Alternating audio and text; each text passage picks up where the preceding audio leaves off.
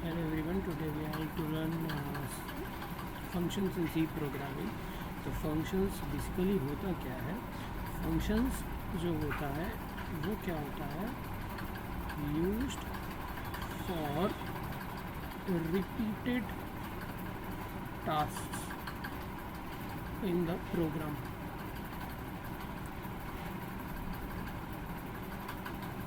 Repeated tasks जो होते हैं प्रोग्राम में उसके लिए हम लोग फंक्शंस का यूज़ करते हैं. मतलब अगर मेरे को बार बार बोला जाए कि मेरे को निकालना है टू में, अगर मैं उसको 10 बार ऐड कर दूँ, टू प्लस टू या 5 बार ऐड कर रहा हूँ, ये कितने बार ऐड किया मैंने? 5 टाइम्स. आंसर क्या आएगा? 2, 4, 6, 8, 10. तो यहाँ पे कितना है आंसर? 10. बट इसी चीज़ को ये 5 बार जो मैं इसको ऐड कर रहा हूँ उसको मैं 2 × 5 = 10 भी लिख सकता हूँ. मतलब मैं इस एक्शन को, क्योंकि मैं बार बार कर रहा हूँ, तो मैंने ये प्लस प्लस बार बार करने की जगह ये मल्टीप्लिकेशन का ऑपरेटर यूज़ किया, जिससे मैंने इसको एक सिंगल टाइम में इसको कर लिया. सिंगल टाइम में मतलब कि ये कम मेमोरी स्पेस लेगा. मेमोरी या फिर जो स्पेस ले रहा है मेरे पेज पे, देखो ये कितना बड़ा स्पेस लिया और ये कितना छोटा सा स्पेस लिया. तो ये क्या हुआ? स्पेस इसमें कम लिया और इसमें जो स्पेस लिया वो ज़्यादा लिया. अब मान लो मेरे को यही चीज़ एक सी प्रोग्राम में लिखनी है, तो मैं एक क्वेश्चन पहले ले लेता हूँ. मैं लिखूँगा write a program in C to add 10 integers and display their result. ठीक है, तो write a program in C to add 10 integers and display their result. तो मैं अब इसमें क्या कर सकता हूँ?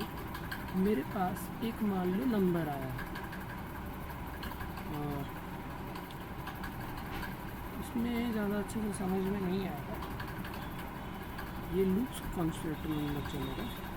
फंक्शंस का एक प्रोग्राम इस तरीके से हो सकता है कि मान लो मेरे को एक प्रोग्राम दिया, यही वाला, सॉरी मैं काट दिया, बट उसको यही वाला दिया कि 10 इंटीजर्स ऐड करना, इंटीजर ऐड.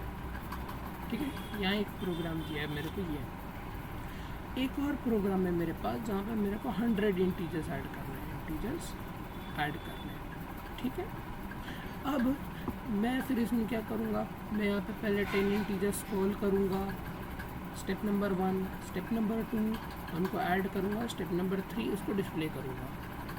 ठीक है, सेम चीज़ मेरे को फिर से यहाँ पे लिखना होगा. 100 इंटीजर्स को एक्सेप्ट करो, फिर ऐड करो, फिर उनका रिजल्ट लो. ठीक है, बट तो मेरे को क्या है, इसके लिए पूरा कोड तो पूरा लिखना पड़ रहा है. ये पूरा एंटायर कोड मेरे को लिखना पड़ रहा है, इसके लिए भी एंटायर कोड मेरे को लिखना पड़ रहा है ना. तो मैं एक काम कर सकता हूँ, मैं यहाँ पे एक फंक्शन बना लूँगा. दिस इज माई फंक्शन, जो कि होगा ऐड फंक्शन बना लिया, जिसमें मेरा मान लो मेरे पास n इंटीजर्स आएंगे. ये होगा नंबर ऑफ इंटीजर्स जो मेरे पास आएंगे. यहाँ पे 10 इंटीजर या 100 इंटीजर है. ठीक है, तो इसमें मैं करूँगा, मैं उन n इंटीजर्स को, n को एक्सेप्ट करूँगा, n को ऐड करूँगा और डिस्प्ले करूँगा. अब ये जो फंक्शन है मेरे को दो अलग अलग कोड लिखने की ज़रूरत ही नहीं. मैं क्या करूँगा, इसके अंदर में इसको नहीं लिख के जस्ट मैं लिख दूँगा ऐड 10. और ये फंक्शन क्या होगा, मैं ऐड 10 से क्या कर रहा हूँ, ऐड 10 मतलब मैंने बोला कि या फिर उसको हटा. मैं इसको सिंपल भाषा में आपको बताता हूँ, फिर हम लोग उसको सिंटैक्स बताएं. ये फंक्शन जो मैंने बनाया, इस फंक्शन में मैंने क्या किया, इस फंक्शन को इस प्रोग्राम में डाला, इस फंक्शन को इस प्रोग्राम में डाला. दिस फंक्शन क्या होता है पता है? फंक्शन ये होता है, function is set of codes that are generalized for a particular problem. मतलब तो ये जो फंक्शंस होते हैं ये एक सेट ऑफ कोड होता है या फिर लाइंस सेट ऑफ कोड होता है जो कि जनरलाइज्ड है पर्टिकुलर प्रॉब्लम के लिए। यहाँ पे प्रॉब्लम अपना क्या है, प्रॉब्लम यहाँ पे क्या है अपना प्रॉब्लम, यहाँ पे है इंटीजर एडिशन। इंटीजर एडिशन अपनी प्रॉब्लम है। मैंने एक फंक्शन क्रिएट किया, इसी को, ये क्या है, कोड है। फंक्शन मतलब एक क्या है, पीस ऑफ कोड। इस पीस ऑफ कोड को इस वाले प्रोग्राम में डाला, इस पीस ऑफ कोड को इस वाले प्रोग्राम में डाला। तो ये 3 की जगह मैंने बस ये काम किया, ये 3 की जगह बस ये काम किया। तो ये जो 2 बार अलग अलग लिखना पड़ा, मैंने उसको जनरलाइज करके एक बार लिख लिया और दोनों कोड में इम्प्लीमेंट कर दिया। अब ये इम्प्लीमेंट करते कैसे हैं, तो इसकी बात आ जाती है calling a function. Calling a function में भी पहले इस कॉलिंग ऑफ फंक्शन के लिए हम लोग को टाइप्स ऑफ फंक्शन सीखना पड़ेगा। टाइप्स ऑफ फंक्शन, तो सी प्रोग्रामिंग का एक जो बेसिक अपना वो होता है सिंटैक्स होता है, सिंटैक्स बेसिक सिंटैक्स जो होता है वो क्या होता है, hash include stdio.h void main void, यही होता है। फिर यहाँ पे सेट ऑफ स्टेटमेंट्स लिखते हैं, प्रोग्राम बंद हो जाता है, ये अपना प्रोग्राम हो जाता है ना। अब देखो टाइप्स ऑफ फंक्शन, अब ये देखो this main is also a function, this main is also a function. तो अब मैं क्या करता हूँ, इसको मैं यहाँ लेके आता हूँ, मैं यहाँ इसको बढ़िया से समझाता हूँ। void main in bracket void, ये जो फंक्शन के आगे लिखते हैं ये होता है रिटर्न टाइप, और ये जो इसके अंदर लिखते हैं ये होता है आर्ग्यूमेंट। मतलब समझ में आया, ये जो फंक्शन के आगे होता है ये होता है रिटर्न टाइप, इसके ब्रैकेट के अंदर इसको बोलते हैं आर्ग्यूमेंट मतलब होता है इनपुट, और ये रिटर्न टाइप मतलब होता है आउटपुट। और ये जो फंक्शन होता है, फंक्शन ये होता है तुम्हारा प्रोसेस। हम लोग बोलते थे ना इनपुट, प्रोसेसिंग या प्रोसेस और आउटपुट। तो इनपुट, प्रोसेस, आउटपुट हम लोग इस तरह पढ़ते थे, ये इस तरह आता है। इनपुट आता है, फंक्शन में से प्रोसेस होता है, प्रोसेस होता है, आउटपुट आता है। ठीक, ये वॉइड का मतलब होता है ये कुछ रिटर्न नहीं करेगा। अगर वॉइड है, वॉइड, चलो इसको नेक्स्ट पेज में समझाते हैं। तो फंक्शन में हम लोग जानते हैं आर्गुमेंट डेटा टाइप और रिटर्न डेटा टाइप। अगर आर्गुमेंट डेटा टाइप है माने यस, और रिटर्न डेटा टाइप है वो भी यस, तो ये टाइप 1 फंक्शन हुआ। मैं यहाँ लिख देता हूँ फंक्शन टाइप, ये हुआ टाइप 1 का फंक्शन जिसमें आर्गुमेंट भी होता है और रिटर्न भी होता है। मतलब आपके पास आउटपुट भी है, ये क्या है, आउटपुट है और इनपुट है। ठीक है, आउटपुट कहाँ जाता है, इम्पॉर्टेंट है, ये रिटर्न होता कहाँ है, रिटर्न टू मेन, ये मेन में रिटर्न होता है। आउटपुट अगर आपके पास है तो आपके मेन में रिटर्न होगा, फिर यहाँ से आप प्रिंट करोगे। और इनपुट जो होता है, इनपुट कहाँ होता है, फ्रॉम मेन आप इसको इनपुट करते हो, फिर ये जाता है टू फंक्शन, फिर ये जाता है अदर आउटपुट, फिर ये वापस जाता है मेन और फिर हो जाता है प्रिंट। ठीक है, मैं इसको फिर से एक बार बता दूंगा। तो ये हो गया। फिर आता है मेरा टाइप 2 का फंक्शन। टाइप 2 के फंक्शन में मान लो मेरे पास इनपुट है माने आर्गुमेंट है, यस, माने इनपुट है, यस, बट आउटपुट नहीं है, मतलब आउटपुट नहीं है, इसका मतलब रिटर्न नहीं होगा। तो प्रिंट कहाँ होगा, प्रिंट इन फंक्शन में ही प्रिंट होगा। इनपुट होगा, ये होगा फ्रॉम मेन टू फंक्शन जाएगा, प्रोसेस होगा, यहाँ पे आउटपुट नहीं है तो प्रिंट कहाँ हो जाएगा, फंक्शन में ही प्रिंट हो जाएगा। ठीक है, फिर आता है अपना टाइप 3 का फंक्शन। टाइप 3 का फंक्शन, टाइप 3 के फंक्शन में आर्गुमेंट नहीं है, आर्गुमेंट डेटा टाइप नहीं है, मैंने इनपुट नहीं है, बट रिटर्न डेटा टाइप है, मैंने आउटपुट है। इनपुट है नहीं, आउटपुट है ना।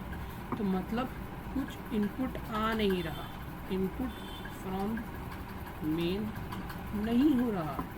तो यहाँ पर क्या होगा, यहाँ पर क्या होगा, इनपुट इनसाइड फंक्शन, उसके बाद होगा प्रोसेस, उसके बाद ये हो जाएगा आउटपुट टू मेन, और फिर वहाँ से हो जाएगा प्रिंट। प्रिंट मतलब इनपुट नहीं होगा, फंक्शन से मैं कॉल करूँगा, फंक्शन से कुछ मेन से कुछ इनपुट आएगा नहीं इसमें, बट मैं इसमें कॉल कर लूँगा, बुला लूँगा कि भैया तुम संभालो, तो ये खुद ही इनपुट लेगा, प्रोसेस करेगा, आउटपुट मेरे मेन में भेज देगा, जिसको मैं फिर वहाँ पे आराम से प्रिंट मार दूँगा। ठीक है, और फिर उसके बाद आ जाता है टाइप 4 का फंक्शन। टाइप 4 का फंक्शन, टाइप 4 के फंक्शन में क्या होता है कि मेरे पास ना आर्गुमेंट होता है, मैंने ना इनपुट आता है, ना मेरा कुछ रिटर्न होता है, ना आउटपुट जाता है, ना आउटपुट जाता है, ना इनपुट है ना आउटपुट है। तो क्या होता है इसमें, क्या होता है, इनपुट इन फंक्शन ही हो जाता है, क्योंकि इसका सेम कैसे, तो मैं थोड़ा शॉर्ट में लिखा, इनपुट इन फंक्शन हुआ, उसके बाद प्रोसेस हुआ, फिर यहाँ गया, तो जो प्रिंट है, प्रिंट भी फंक्शन में हो जाता है, जैसे अपने सेकंड केस में हो रहा था, प्रिंट फंक्शन में हो रहा था, इसमें भी प्रिंट फंक्शन में हो जाएगा। बट इसमें क्या होता था, इनपुट आता था मेन से, अपने पास कुछ वैल्यूज़ आती थी, हम लोग को कॉल नहीं करना, मतलब हम लोग को यूज़र से इनपुट नहीं लेना पड़ता था फंक्शन में, यहाँ बस उसको लेना और कुछ नहीं। तो यही होते हैं types of functions, 1 2 3 4 types of functions. ठीक है,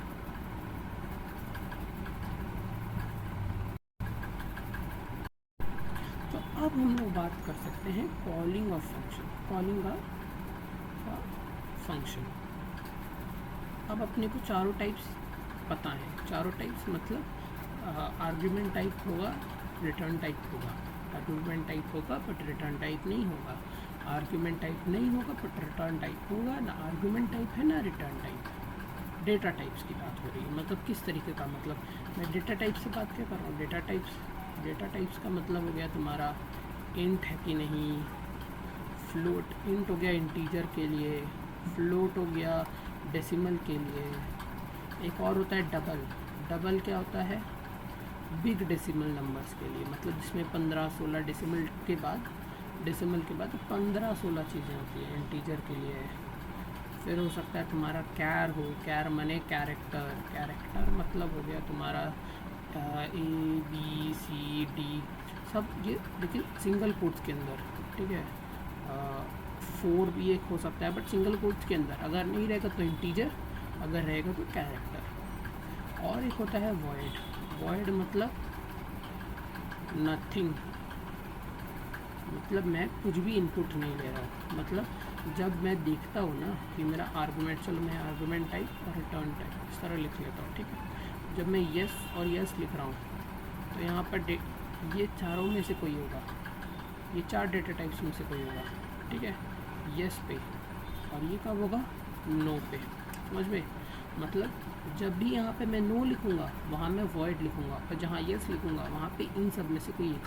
और भी टाइप्स के होते हैं बट प्राइमरीली यही 4 यूज़ करते हैं प्रोग्राम्स। जैसे यहाँ पे मैं आर्गूमेंट टाइप में येस लिख रहा हूँ तो ये 4 होंगे, बट नो होगा तो यहाँ पे क्या आएगा, वॉइड लिखूँगा। यहाँ जो डेटा टाइप की जगह पे इन चारों की जगह पे उसमें वॉइड लिख दूँगा। जैसे हम लोग लिखते हैं ना, वॉइड मीन वॉइड। ठीक है,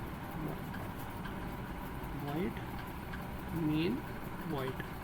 तो इसमें ना आर्गुमेंट है और ना ही रिटर्न है। तो देखते हैं हम लोग जब सिर्फ मेन में कोड करते हैं, हम लोग इनपुट भी करते हैं, प्रोसेस भी करते हैं और आउटपुट माने प्रिंट भी हम लोग ही करते हैं, है ना। तो फिर जैसे मैं यहाँ नो लिख रहा हूँ तो यहाँ भी क्या लिखूँगा, वाइट। यहाँ येस है तो इन चारों में से कोई आएगा। फिर लास्ट केस नो नो, तो यहाँ पे दोनों वाइट। अब ये टाइप 4 जो है इसका एग्जांपल अपने पास है void main function, void main void हम लोग लिखते हैं। तो कॉल हम लोग कैसे करते हैं फंक्शन को, जो ये फंक्शन होता है इसको हम लोग दूसरे फंक्शन के ही अंदर कॉल करते हैं। We call function inside another function, और ये जो अनदर फंक्शन है मोस्टली अपना आता है मेन। मोस्टली हम लोग मेन के अंदर इसको कॉल करते हैं। तो इसको कॉल कैसे करते हैं, तो चलो एक प्रोग्राम लिख लेते हैं जिसके अंदर हम लोग क्या करेंगे,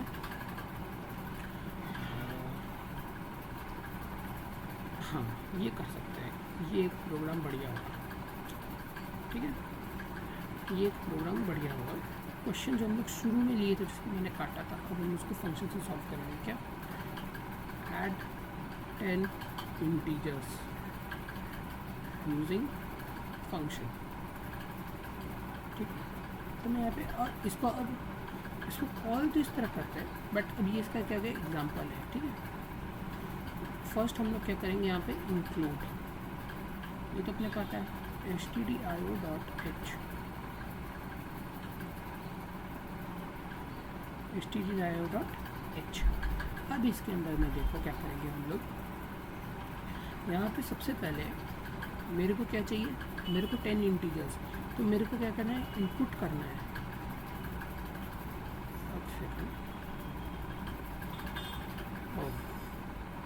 एक चीज़ शायद मैंने गलत बता दी है, ये जो बाहर वाला होता है वो रिटर्न होता है। एक सेकेंड, हाँ बाहर वाला रिटर्न, अंदर वाला आर्गुमेंट, सही तो बताया, मैं खुद कंफ्यूज हो जाता हूँ। तो इसको हम लोग ना हम लोग काफ़ी तरीक़ों से कर सकते हैं। हम लोग एक काम करते हैं, हम लोग क्या करेंगे, हम लोग नंबर्स का इनपुट लेंगे, ठीक है, हम लोग नंबर्स का इनपुट लेंगे और नंबर्स का इनपुट लेंगे हम लोग यूज़र से, और आउटपुट जो होगा, इनपुट हम लोग लेंगे मेन में, और आउटपुट जो होगा हम लोग उसको क्या करेंगे, हाँ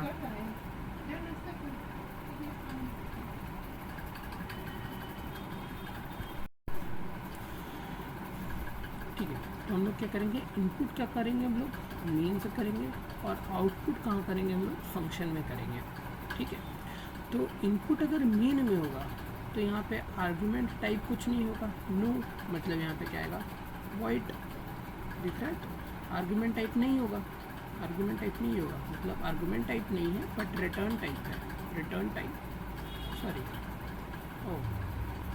सॉरी मेरा थोड़ा सा वो हो गया। इनपुट जो होगा वो हम लोग कर रहे हैं मेन से, तो यहाँ पे आर्गुमेंट यस, तो यहाँ पर फिर कोई एक फंक्शन जो हम लोग करेगा इंटीजर, और आउटपुट जो होगा वो होगा फंक्शन में, तो मैंने रिटर्न टाइप नहीं होगा तो इसकी जगह पे क्या आएगा, वॉइड। तो रिटर्न टाइप कहाँ होता है, फंक्शन के बाहर। तो पहले तो मैं फंक्शन लिख लेता हूँ ऐड, फिर मैं लिखूँगा वॉइड, फिर मैं अंदर लिखूँगा, क्योंकि मुझे क्या चाहिए, मुझे बस एक इंटीजर चाहिए, जनरलाइज कर रहा हूँ 10 इंटीजर्स, मुझे बस नंबर ऑफ़ इंटीजर्स पता होना चाहिए। फिर मैं क्या करूँगा, एक लूप लगा लूँगा, सम का एक वेरिएबल ले लूँगा, उसको 0 कर लूँगा, और फिर लूप के अंदर में आई को बार बार उसमें ऐड करता जाऊँगा, फिर जो होगा एस उसको मैं प्रिंट कर दूँगा। समझ में आया क्या। नंबर हम लोग क्या करते हैं, नंबर इनपुट करेंगे, तो 10 नंबर इनपुट करने से बढ़िया हम लोग लूप लगा लेंगे, i = 0 से <= n तक का, मान लो 10 तो <= 10 तक का, फिर कर लेंगे i++। मतलब मैं क्या बोलना चाह रहा हूँ कि अगर मेरे को 10 इंटीजर ऐड करने होंगे तो मैं सबसे पहले क्या करूँगा, मैं क्या करूँगा, i = 0, i <= 10, i++, फिर मैं क्या करूँगा, यहाँ पे एक सम जो होगा, सम को एक वेरिएबल ले लूँगा इंट सम और i, और फिर मैं क्या करूँगा, इस सम को मैं क्या कर दूँगा 0, सम को क्या कर दूँगा मैं 0, फिर मैं बार बार क्या करूँगा, सम = सम प्लस आई, फिर मैं यहाँ पे प्रिंट कर दूंगा प्रिंट एफ सब, प्रोग्राम ख़त्म। यही है प्रोग्राम, यही लॉजिक जिसको हम लोग को उसमें करना है, जनरलाइज करना है इसको, ठीक है। तो यहाँ देखो सम मैंने लिया, आई मैंने लिया, सम मैंने ज़ीरो क्यों किया कि देखो पहली बार मतलब मान लो आई की वैल्यू ज़ीरो, आई की वैल्यू ज़ीरो, बोला कि 0 से लेकर 10, मैं मान लो आई की वैल्यू मैंने 1 ही ले ली, चलो आई की वैल्यू मैंने वो ले ली 1, ठीक। तो मैं क्या किया, sum is equal to 0 plus 1, नया इज इक्वल टू पुराना plus i, new is equal to old plus i, old ये 0 और आई, तो क्या होगा न्यू हो जाएगा मेरा 1, न्यू हो जाएगा क्या मेरा 1। तो फिर जब मैं नेक्स्ट टाइम करूँगा ये हो गया आई इक्वल टू 1 के लिए, मैं आई इक्वल टू 2 के लिए क्या करूँगा, सम क्या होगा 1 प्लस 2, ये क्या था पुराना सम था ओल्ड सम, और ये क्या है आई, तो फिर बन गया 3, तो ये बन जाएगा मेरा न्यू सम 3। फिर इसी तरह चलते रहेंगे हम लोग आगे, है ना। तो बस यही चीज़ अपने को करनी है, बस यहाँ पे 10 के लिए कर रही हूँ, हो सकता है मेरे को 100 के लिए करनी है, 150 के लिए, मान लो कि n नंबर के लिए करनी है, तो मैं यहाँ इसको बदल लूँगा, बस इसको यहाँ चेंज करना है और इसको यहाँ प्रिंट करना है, बस सिंपल, वेरी सिंपल। तो यहाँ पर देखो समझ गए ना, तो बस हमें इसको यहाँ पे चेंज करना है। तो हम लोग यहाँ पे नॉर्मल कैसे फंक्शन को कॉल करेंगे, यहाँ देखो तो मैंने क्या किया ऐड किया, और मुझे क्या यहाँ पे चाहिए, मैं बस यहाँ लिखूँगा डेटा टाइप्स, मैंने क्या लिखा return data type and argument data type, इसको मैं बोलूँगा इनिशियलाइजेशन। इनिशियलाइजेशन का मतलब हो गया इनिशियलाइजेशन को बस ऐसे बोल सकते हो ट्रेलर है कि भैया ये यूज़ करेंगे हम लोग, यहाँ पे सेमीकोलन लगाना वेरी इंपॉर्टेंट, क्योंकि ये फंक्शन कॉल नहीं हो रहा, ये फंक्शन बन रहा है। जैसे हम लोग यहाँ पे इसको इनिशियलाइज करते हैं ना, हम लोग क्या करते हैं, इसको क्या करते हैं, हम लोग एक एज्यूम कर रहे हैं, एक सम हम लोग वेरिएबल ले रहे हैं, एक हम लोग वेरिएबल से हम लोग ये एक फंक्शन ले रहे हैं, ये है नहीं ये ले रहे हैं, इसीलिए ये इनिशियलाइज हो रहा है, ट्रेलर है। ये भी क्या होता है, ट्रेलर ही होता है, ये दोनों ट्रेलर ही है, ये भी ट्रेलर ही है। तो सेमीकोलन इम्पॉर्टेंट है, इसको इसी तरह याद रखना है और कुछ नहीं, ठीक है। अब फिर मैं क्या करूँगा, अपना वॉइड मेन वाला फंक्शन लिख लेंगे, वॉइड मेन वॉइड, ठीक है सिंपल। अब मैं क्या करूँगा, मुझे पता है कि मुझे 10 इंटीजर्स लेने हैं, तो मैं यहाँ पर नंबर कॉल नहीं कर रहा, क्योंकि मैं नंबर ऑलरेडी फंक्शन को दे दूँगा। ये जो जनरलाइज्ड हमने लिखा ना, ये मैं ऑलरेडी फंक्शन को दे रहा हूँ कि भैया तुम ले लो, ये n की वैल्यू मैंने तुम्हें दी है, अब आगे तुमको कैलकुलेशन करनी है, तो हमें कॉलिंग नहीं करनी, क्योंकि क्वेश्चन में दिया, अब बोल देता है n इंटीजर्स या n-2 इंटीजर, तो n होता फिर उसका n-2 लेते और फिर उसको फंक्शन में देते, बट हमें ऑलरेडी 10 बोल रखा है, तो हमें कुछ करने की ज़रूरत नहीं, नॉर्मल बात नहीं होता है ना। तो मैं यहाँ पे क्या करूँगा, मुझे कुछ करना ही नहीं है, जो करेगा मेरा फंक्शन ही करेगा, है ना। मुझे बस क्या करना है, क्योंकि मैं यहाँ पे प्रिंट नहीं कर रहा, यहाँ वॉइड है, तो मुझे यहाँ रिटर्न कुछ करना है नहीं, वो फंक्शन ही देखेगा, मुझे बस कॉल कर देना है। तो मैं क्या करूँगा, मैं लिखूँगा ऐड, इसके अंदर लिखूँगा 10 और दे दूँगा सेमीकोलन, दिस इज़ कॉलिंग और आर्गुमेंट रिटर्न नहीं है, आर्गुमेंट है, रिटर्न नहीं है, आर्गुमेंट है, type 2 function, calling a type 2 function, ये टाइप 2 के फंक्शन की कॉलिंग कर रहा हूँ मैं, ठीक है। तो अब ये मेन बंद, मेन का काम खत्म, अब जो करेगा फंक्शन करेगा। अब मैं देखो वॉइड मेन वॉइड लिखा, यहाँ पे अगर कुछ इंट लिखता तो इंट लिखता, ये ट्रेलर नहीं है, ये यूजेज है। अब इसका यूजेज हम लोग यहाँ लिखेंगे, वॉइड एट इंट मान लो ए, और ये जो इंट ए है इसकी वैल्यू है 10, मतलब ये ए की वैल्यू है 10। मेरे को भी यहाँ पे क्या करना है, मेरे को बस ये जो चीज़ थी इसको यहाँ लिखना है, मतलब इंट सम आई और सम इक्वल्स 0, ठीक है, सम इक्वल्स 0। उसके बाद मैं क्या लिखूँगा, for I is equal to 0, I is less than equal to a, यहाँ पे लिखा था n, मान लो लिख लेते हैं n, तो यहाँ भी आ जाएगा n आई प्लस प्लस, ठीक है n। फिर मैं क्या करूँगा, सम इक्वल्स सम प्लस आई। फिर उसके बाद मैं क्या करूँगा, प्रिंट एफ स्लैश मतलब न्यू लाइन ऑपरेटर सम करके यहाँ पे लिखूँगा एक %t जो कि एक इंटीजर के लिए होगा, और फिर यहाँ पे मैं क्या लिखूँगा, सम, उसको कर दूँगा क्लोज, ये हो जाएगा क्लोज। तो इस तरह हम लोगों का पूरा प्रोग्राम हो गया है। अब इसको एक बार हम लोग कंपाइलर के अंदर डाल के भी चेक कर लेते हैं कि अपना आंसर सही आ रहा है कि गलत आ रहा है। ठीक, तो हम लोग देख सकते हैं कि हम लोग का प्रोग्राम कंप्लीट हो गया है और यहाँ पे जो सम है अपना वो 55 दिखा रहा है ना। तो ये 10 डिजिट का हम लोग यहाँ पे 55 दिखा रहा है। एक बार फिर भी इसको मैं रन करके दिखा देता हूँ कि 55 ही दिखा रहा है। तो भाई यहाँ पे जाके भी हम लोग गूगल पे चेक कर लेते हैं, इसको इक्वल करेगा जाकर 55 यहाँ पर दिखा रहा है। तो अपना जो आंसर है वो बिल्कुल सही आया है, ये अपना प्रोग्राम बिल्कुल सही बना है। तो एक फंक्शन का यूज करके हम लोग इसको वो कर लिया। एक बार इसको कर लेता हूँ, control A, control C, control V, 55 दिखा रहा है। अब एक काम करता हूँ, मैं यहाँ पे इसको 10 की जगह पे 100 इंटीजर्स का बना देता हूँ। तो यहाँ पे 100 इंटीजर्स का बना दिया। तो अब यहाँ पर जाकर ये कोड अपने को हम चेक करेंगे कि यहाँ पे गूगल पे क्या दिखा रहा है। तो लिखा मैंने सब ऑफ 100 इंटीजर्स फ्रॉम 1 to 100। ठीक है, 1 to 100 यहाँ पे दिखाया। तो यहाँ पर जो आंसर आ रहा है 5050। तो यहाँ पर अपने कोड पे जो आंसर आना चाहिए वो होना चाहिए 5050। एक बार रन करके देखते हैं 5050 आ रहा है, तो हमारा कोड बिल्कुल सही है। तो थैंक यू, आज के लिए बस इतना ही।